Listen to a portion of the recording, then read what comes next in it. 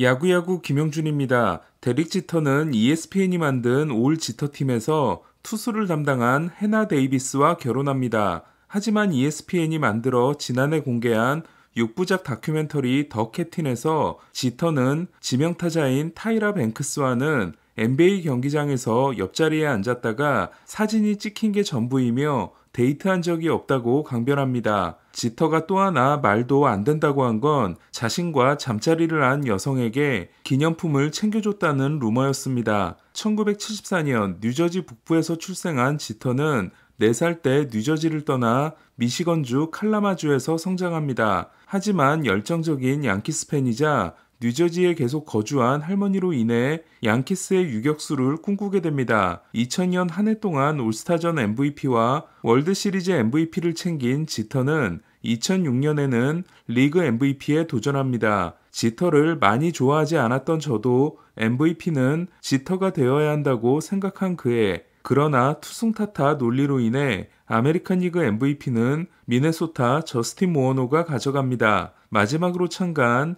2014년 올스타전에서 지터는 2타수 2안타를 기록함으로써 윌리 메이스, 스티브 가비, 게리 카터, 칼 리켄 주니어에 이어 올스타전 MVP를 2차례 차지하는 역대 5번째 선수에 도전합니다. 하지만 그의 올스타전 MVP는 또 다른 뉴저지 출신 선수가 가져갑니다. 똑같은 2안타였지만 3루타와 2루타로 2타점을 올린 트라웃이었습니다. 트라웃은 2015년에도 MVP가 돼 역대 최초의 2년 연속 올스타전 MVP가 됩니다. 뉴저지 북부 출신으로 양키스 팬으로 자란 지터와 뉴저지 남부 출신으로 필리스 팬으로 자란 트라웃은 피부색 외에도 차이점이 많습니다. 지터가 당대 최고의 선수는 아니었어도 최고의 인기 스타였던 반면 트라웃은 당대 최고의 선수지만 최고의 인기 스타라고 하기에는 매력이 떨어지기 때문입니다. 둘의 가장 큰 차이점은 지터가 최고의 인기팀인 양키스에서 뛴 반면 트라웃은 비인기팀인 에인절스에서 뛰고 있다는 것. 지터는 시즌이 끝난 후에도 데이트 상대를 바꿔가며 화제의 중심에서 벗어나지 않았던 반면 오프시즌 동안 트라웃은 필라델피아 이글스를 응원하는 것 말고는 공개석상의 모습을 드러내지 않는 것도 있지만 가장 결정적인 건 전국 방송에서의 노출 빈도였습니다. 지터는 루키 시즌인 1996년부터 2003년까지 1008시즌 동안 6번 월드시리즈 무대에 등장합니다. 그 8년 동안 월드시리즈 우승팀은 양키스이거나 양키스를 꺾은 팀이 7번이었습니다. 2001년은 애리조나가 양키스를 꺾고 우승했고 2002년은 양키스를 꺾고 올라간 에인절스가 월드시리즈 우승을 차지했으며 2003년은 플로리다가 양키스를 꺾고 우승합니다. 지터가 데뷔 후 첫 8년 동안 포스트 시즌에서 99경기를 뛰며 야구 팬들의 눈에 자신의 모습을 때려박은 반면 3년차 때 포스트 시즌에 처음 나갔다가 팀이 졸전 끝에 떨어진 트라웃은 데뷔 후 11시즌을 보내도록 포스트 시즌 출전이 3경기에 불과합니다. 조던의 시대 NBA 파이널에는 우승에 실패하지 않는 조던이 있었고 그 이후로는 르브론 제임스와 스테픈 커리가 항상 있었지만 최고의 메이저리그 선수인 트라웃은 정규 시즌이 끝남과 동시에 종적을 감췄다가 이듬해 3월에 등장하는 상황이 되어버린 겁니다.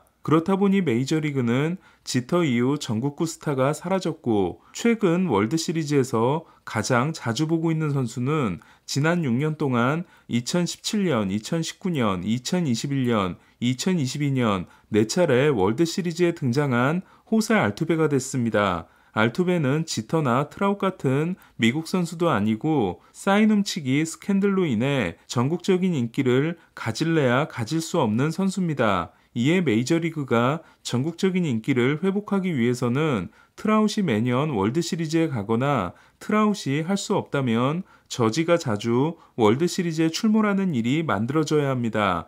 에인절스가 트라웃의 전성기를 낭비한 건 결과적으로 메이저리그의 인기에도 치명타가 됐던 겁니다. 물론 메이저리그는 로컬 스포츠로서 단단한 입지를 가지고 있지만 너무 철저하게 로컬 스포츠가 되어버리면 화제의 중심에 오를 일이 없어져 버리기 때문입니다. 고트인 톰 브래디가 은퇴한 NFL은 캔자시티 칩스 패트릭 마홈스를 필두로 신시내티 벵골스 조 버로우, 버펄로 빌스 조시 앨런, 필라델피아 이글스 제일런 허츠, 잭슨벨 제규어스, 트레버 로렌스 등 젊은 쿼터백들이 득세하고 있습니다. 그 선두주자인 마홈스는 지난 4시즌 중 3시즌에서 슈퍼볼의 모습을 드러내고 2번을 우승함으로써 시즌이 끝나는 마지막 날 최고의 선수가 플레이하는 모습을 보여줄 수 있어야 한다는 리그의 흥행 공식을 잘 이어가주고 있습니다. 브라이스 하퍼가 박스석에서, 마이크 트라웃이 관중석에서 이글스를 응원한 제57회 슈퍼볼에서 마홈스의 캔자시티 칩스가 우승함으로써 필라델피아는 월드시리즈 준우승에 이어 슈퍼볼 준우승으로 2022 시즌을 마무리하게 됐습니다. 여러 가지 저주를 뚫고 우승한 캔자시티는 커트 워너가 MVP를 차지하고 우승한 1999년 세인트루이스 램스 이후 처음으로 23년 만에 정규리그 MVP를 보유한 팀이 슈퍼볼 우승을 차지한 경우가 됐습니다. 메이저리그는 1988년 커크 깁슨이 MVP가 된 다저스가 월드시리즈를 우승한 후 23년 동안 리그 MVP를 보유한 팀이 월드시리즈 우승을 하지 못하다가 2012년 미겔 카브레라의 디트로이트와 버스터 포즈의 샌프란시스코가 격돌해 포지가 리그 MVP와 월드시리즈 우승을 동시에 차지합니다. 그리고 2016년에는 크리스 브라이언트의 컵스, 2017년에는 호세 알투베의 휴스턴, 2018년에는 무키 베츠의 보스턴이 우승했다가 최근 4년 동안은 리그 MVP가 월드시리즈 우승은 물론 월드시리즈 무대에도 오르지 못하고 있습니다. 이런 현상은 왜 일어나는 걸까요? 아무래도 MVP가 있다는 건 그 선수에 대한 의존도가 크다는 이야기고 단기전에서 특정 선수에게 의존하는 팀은 그 선수가 막히게 되면 어려워지기 때문이 아닐까 합니다. 또한 야구는 MVP급 선수가 차지하는 영향력이 가장 적은 스포츠이다 보니 더욱 그런 모습을 보이고 있습니다. 과연 마이크 트라웃은 슈퍼볼 경기장 관중석이 아닌 월드시리즈가 열리는 경기장에서 플레이하는 모습을 보여줄 수 있을까요? 트라웃이 다른 팀으로 이적하는 게 더 빠를 것 같기도 하지만 트라웃은 2030년까지 종신계약이 되어 있고 우승을 못한다고 해서 에인절스를 떠날 생각도 없어 보입니다. 최근 트레이드를 자주 하고 있는 오클랜드와 마이애미는 트레이드를 한 건 더 성사시켰습니다. 마이애미가 외야수 유망주 JJ 블리데이를 주고 좌완 AJ 퍽을 데려온 겁니다.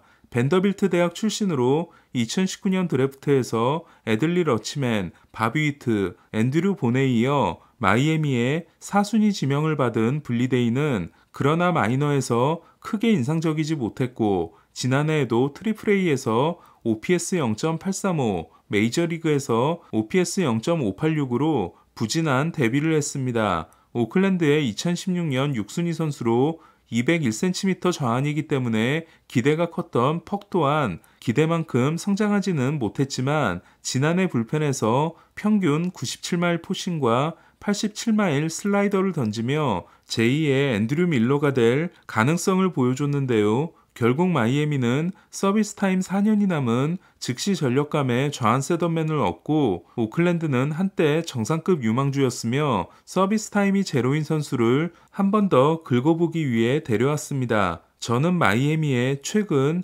자잘한 영입과 트레이드가 꽤 괜찮다는 생각이 듭니다. 반면 오클랜드는 이번 트레이드를 통해 2019년 팀 유망주 랭킹에서 1위였던 헤수스 루사르도, 2위였던 AJ 퍽, 3위였던 숀 머피를 모두 잃었고 4위였던 카일러 머리는 풋볼을 택함으로써 9순위 지명권만 날린 셈이 됐습니다. 특히 루사르도와 퍽을 모두 데려간 마이애미는 베네수엘라 대표로 WBC에 참가하는 루사르도가 폭발할 조짐을 보이고 있습니다. 식스토 산체스가 21kg을 감량하고 돌아오는 마이애미는 이번 시즌에 마운드로 이를 낼지도 모르겠습니다. 산체스는 불펜에서 시즌을 시작했다가 선발 진입에 도전할 계획인데요. 마이애미는 파블로 로페스를 내보내고도 샌디 알칸타라, 헤수스 루사르도, 에드워드 카브레라, 트레버 로저스 등 강속구를 던지는 젊은 투수 4명의 자니 쿠에토가 로테이션에 포진돼 있습니다. 좌완 스페셜리스트 앤드류 체이피는 애리조나와 1년 650만 달러에 계약했습니다. 2011년 애리조나의 1라운드 선수였지만 불펜 투수로 데뷔한 체이피는 2021년 컵스와 오클랜드에서 71경기 1.83의 커리어 하이 시즌을 보낸 후 지난해 디트로이트와 2년 1,300만 달러에 계약했습니다. 지난해에도 60세 경기 2.83으로 좋았지만 8월 이후 부진했던 체이피는 1년 650만 달러의 잔여 계약을 취소하고 FA 시장에 도전했지만 1년 650만 달러 계약에 그침으로써 팀만 바꾼 셈이 됐습니다. 애리조나는 체이핀을 마감 시한 때 트레이드 카드로 사용할 가능성이 높은 팀입니다. 지난해 ALCS 3차전에서 시리즈의 분기점이 된 5와 3분의 1이닝 1피안타 무실점, 월드시리즈 4차전에서 역시 결정적인 변곡점이 된 6이닝 9K 노히트로 포스트 시즌 역사상 최초이자 월드시리즈 최초의 합창 노히트의 주역이 됐던 크리스티안 하비에르는 서비스 타임 4년차 시즌을 앞두고 5년 6,400만 달러 연장 계약에 합의했습니다.